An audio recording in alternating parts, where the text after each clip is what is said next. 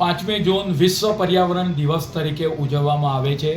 આજે ચાંદલોડિયા ખાતે ગુજરાત રાજ્યના માનનીય મુખ્યમંત્રી શ્રી ભૂપેન્દ્રભાઈ પટેલ સાહેબના વરદ હસ્તે મિશન મિલિયન ફોર 40 લાખ વૃક્ષોનું આયોજનનો આજે શુભારંભ કરવામાં આવ્યો છે।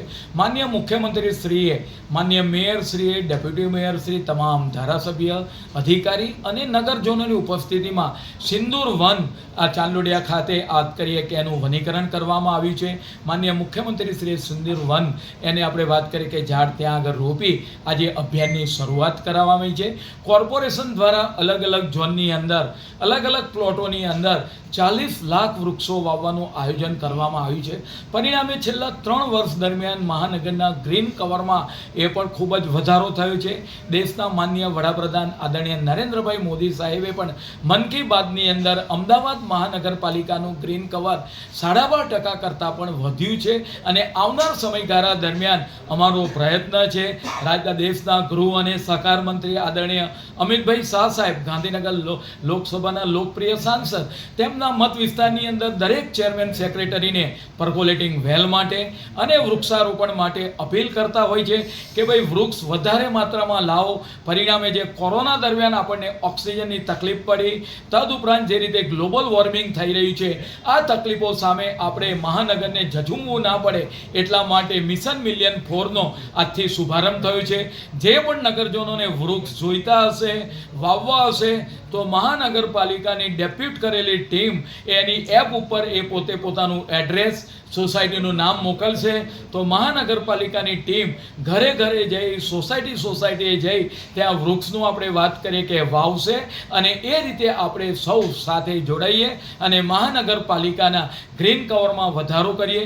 અમે આ વખતે એપ્લિકેશનના માધ્યમથી, સોશિયલ મીડિયાના માધ્યમથી અને દરેક ઇન્ફ્લુએન્સરનો પણ ઉપયોગ કરી ગ્રીન કવર કઈ રીતે વધે એ માટેનો પ્રયત્ન મહાનગરપાલિકાનો આગામી ચોમાસાની સિઝન દરમિયાન રહેશે। ટેમ્પરરી શહેરમાં લાઇટિંગ કરવામાં આવતું હોય છે તહેવાર નિમિત્તે। 6 વર્ષમાં 18 કરોડનો ખર્ચો થયો છે, શું કહેશો એ બાબતે? અમદાવાદ મહાનગરપાલિકાની અંદર લાઇટિંગને પરિણામે જ્યારે આપણે તહેવાર આવે ત્યારે આપણા ઘરે પણ લાઇટિંગ કરતા હોય છે। દિવાળીનો તહેવાર, દશેરાનો તહેવાર, ઉત્તરાયણનો તહેવાર આપણે ઉજવતા હોય છે તો મહાનગરપાલિકા દ્વારા પણ આપણે વાત કરીએ કે વિવિધ જે બ્રિજો આવેલા છે કે જે આપણી શોભાની અંદર અભિવૃદ્ધિ કરે છે, લાઇટિંગ, તો પરિણામે જ્યારે શોપિંગ ફેસ્ટિવલની શરૂઆત થઈ ત્યારે અમદાવાદ મહાનગરપાલિકાને છેલ્લા 2 કે 3 વર્ષથી શણગારવામાં આવે છે, વિવિધ તહેવારોમાં એની ઉજવણી કરવામાં આવે છે। પરિણામે આપણે વાત કરીએ કે રાત્રિના સમયે લોકો આ લાઇટિંગ જોવા માટે નીકળતા હોય છે। તદુપરાંત વેપારીઓની જે આપણે વાત કરીએ કે ખરીદ શક્તિ છે, લોકોની ખરીદ શક્તિની અંદર પણ વધારો થાય છે। શોપિંગ ફેસ્ટિવલના અનેક આંકડા આપણને જોવા મળે છે।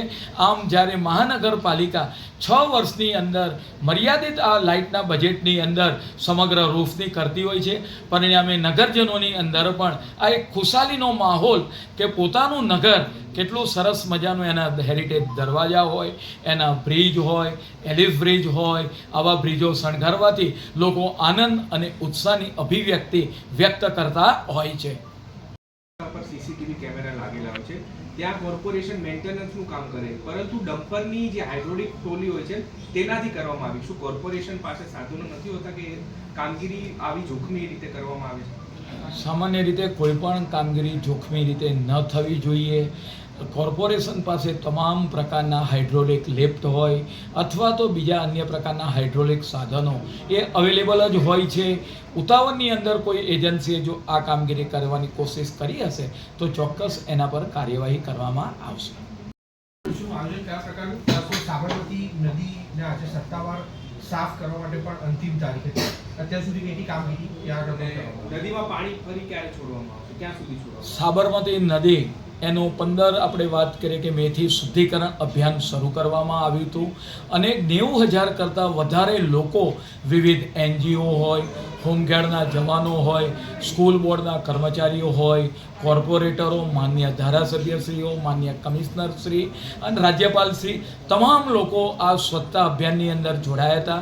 સાબરમતી નદીના શુદ્ધિકરણ અભિયાનની અંદર 90,000 કરતાં વધારે લોકોએ પોતાનું શ્રમદાન આપ્યું હતું અને તેની અંદરથી 901 ટન જેટલો કચરો, જેની અંદર 300 કરતાં વધારે ડમ્પરનો ઉપયોગ કરવામાં આવ્યો હતો.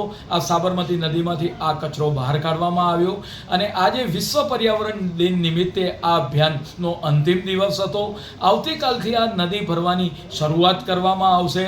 પરિણામે સાબરમતીની અંદર નર્મદાના નિર્મળ જળ બંને કાંઠે નગરજનોને ફરીથી જોવા મળશે અને જ્યારે આગામી 11 જૂનના રોજ જ્યારે ભગવાન જગન્નાથજીની જલયાત્રા જ્યારે નીકળવાની હોય અને એ રીતે આપણે વાત કરીએ કે સાબરમતી નદીની અંદર ફરીથી પાછું નર્મદાના નીર એ ભરવામાં આવશે.